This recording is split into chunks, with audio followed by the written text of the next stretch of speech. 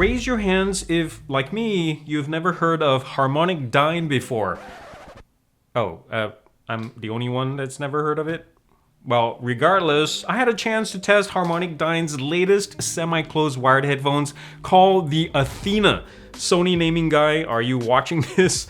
And oh boy, guys, this thing is bloody good. At first, I thought that my objective mind had taken a slight vacation, or it could have been the whole new toy effect, you know? So I took an extra week to give these a chance to settle, and I found that I didn't like it. Until I remembered that I had a cold and my ears were all clogged up, so that messed everything up. So I took another week to rest and test, and then confirm my initial conclusion that these sound so good, guys. Now, before you say, well, he's already told us the ending, so I don't have to watch the rest of this video. While that's true, I still need to tell you why the Athena, best name ever, has become one of my top headphones under $200 this year. Let's do it after these messages. That way.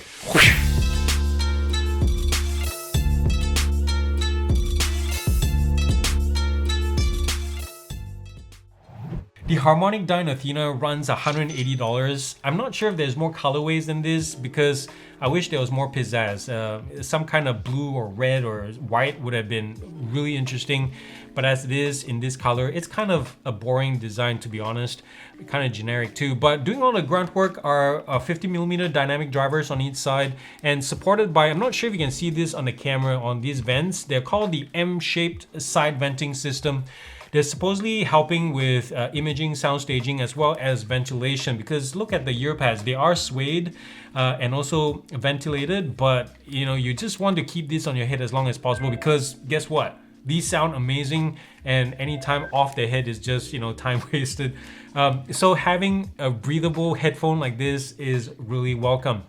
They are semi-closed back according to the marketing materials, but I'll talk more about that later on. Frequency response, pretty impressive as well. 10 all the way up to 70,000 hertz. The weight, a little bit on the heavy side, 320 grams, but it is on par with most other models or brands of this price range. If you've seen this, look at the materials right here. That's not plastic, guys. It is technically glass. They say like this is glass and that's glass. I'm not sure if it's breakable, but it is a smudge magnet, I'll tell you what. But also at the same time, the glass that they use is so low quality or thin, it kind of looks like Perspex to me. So it kind of takes away from that, you know, the look that they were, whatever wow factor they were trying to go with. I love the logo, and also the blending of the metal band right here towards into the headband itself is really nicely done. They're 10 D10s, and also on the side here you can see a serial number stamped into it. It's just a nice little touch, and yeah, it's very comfortable. The band is nice and wide. Everything is super comfy. There is some articulation, not all the way 180 degrees for the ear cups on the horizontal axis. And there is no folding mechanism to this, and there also is no case, unfortunately. So something to bear in mind. 3.5mm termination ports at the bottom for left and right. Let me show you the cable.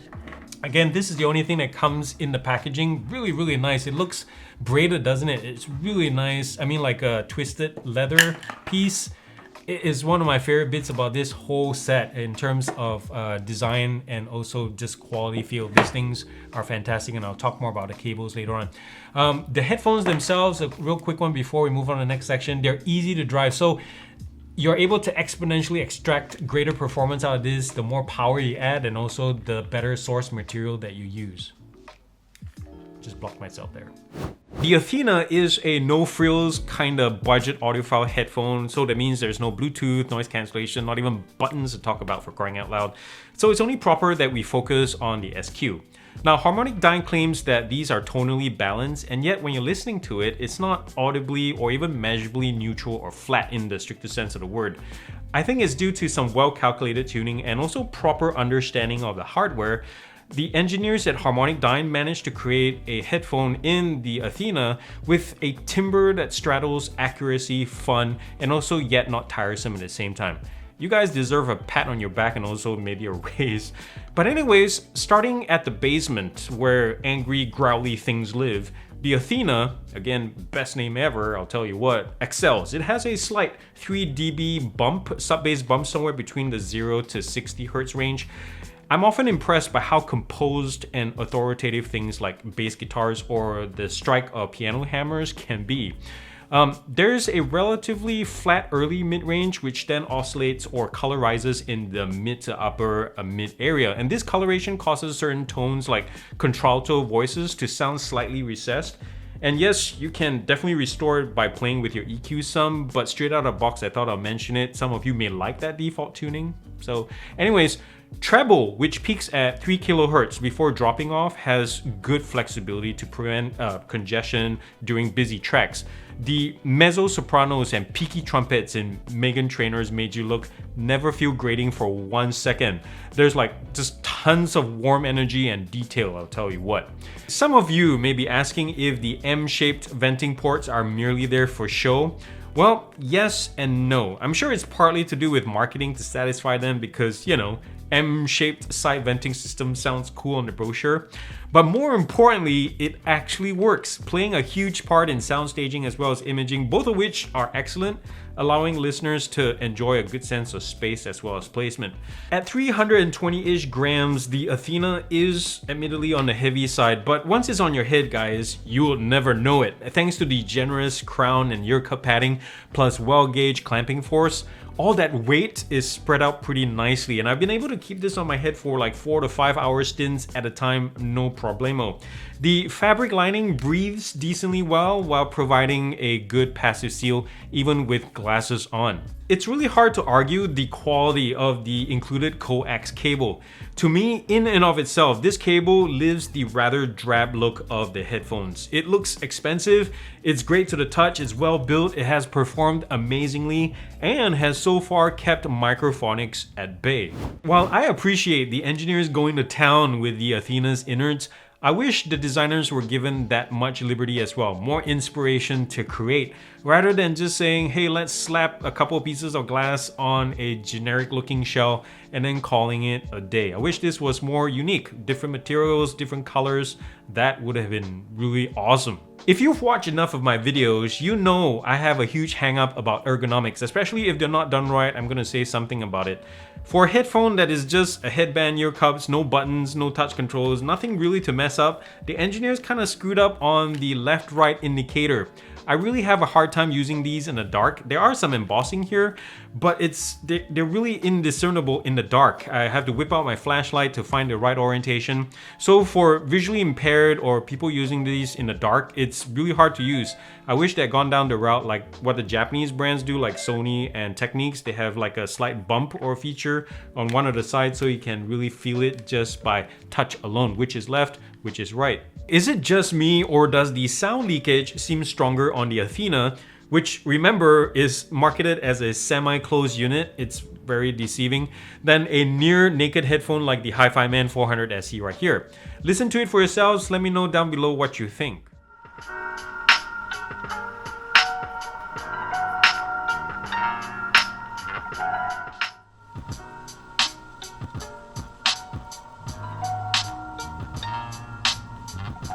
See what I mean? People who expect some kind of discreetness out of these might be totally disappointed. It's no problem if you're jamming in a corner in private, but folks sitting even like 6 feet away will be able to hear what you're listening to, so that's something to be mindful of. One important rule of thumb about buying headphones, and pretty much anything else on this flat earth life, is in this case, when you do upgrade to another headphone, one of the best indicators whether the headphone is worth keeping or not is when listening to familiar recordings, the device gives you a fresh perspective on that song. It's like you're experiencing the joy you had when you first heard Alanis Morissette or Pearl Jam for the first time. All those tracks, remember that feeling? And now you're hearing things in it you've never heard before, and then suddenly you feel like it's a total new experience. It's really a great feeling. The Athena is a great time machine in that aspect. It's a budget device that punches way above its weight without even batting an eye most of the time. Now, I'm not a fan of spending like, what, $5,000 on special audio gear just to hear that little extra nuance, which most of the time goes over people's heads anyway, right? Now, within this price range though, we can't forget my other favorite, the $110 Hi-Fi Man HE400 SE. Planar magnetic headphone, this thing. To my ears, the 400 SE sounds cleaner, more detailed, although it doesn't look as good. It's all subjective at the end of the day, but it doesn't look as good to me. It needs a little bit more power to drive, and it's also more neutral in terms of bass that may not please bass heads. With that being said, it's time to score the HarmonicDyne Athena. Best name ever. It gets a GearUP score of 8.6 out of 10, and this is how I broke it down to get a final score. If you have any questions about how I got there, feel free to comment down below. Well, thank you so much for watching this, guys. If you made it from the beginning to the end of this video without skipping a million like points to you, dang it. And if you like what you're seeing, remember to show your support, subscribe, remember to comment nicely down below, thumbs up if you like it, and also thumbs down. Thumbs down if you recently spent $10,000 on brand new audio gear just to hear that extra little detail to your songs. And then you realize that that detail can only be heard by your dogs and the elephants in the nearby zoo. You could have used that money for better things, guys, like supporting your favorite but struggling YouTuber. Anyways, thanks for watching. Oh, thanks to Linsoul also for sending me these. And even though they sent me these for free, that didn't affect my opinion. That's not how we roll here at GearUP. So remember to come back for more videos. Thank you so much for being here. I love y'all. Remember to do something loving and kind for somebody in this world, because guess what? The world needs it more than ever, and it starts with you. Peace out and God bless. Whoosh.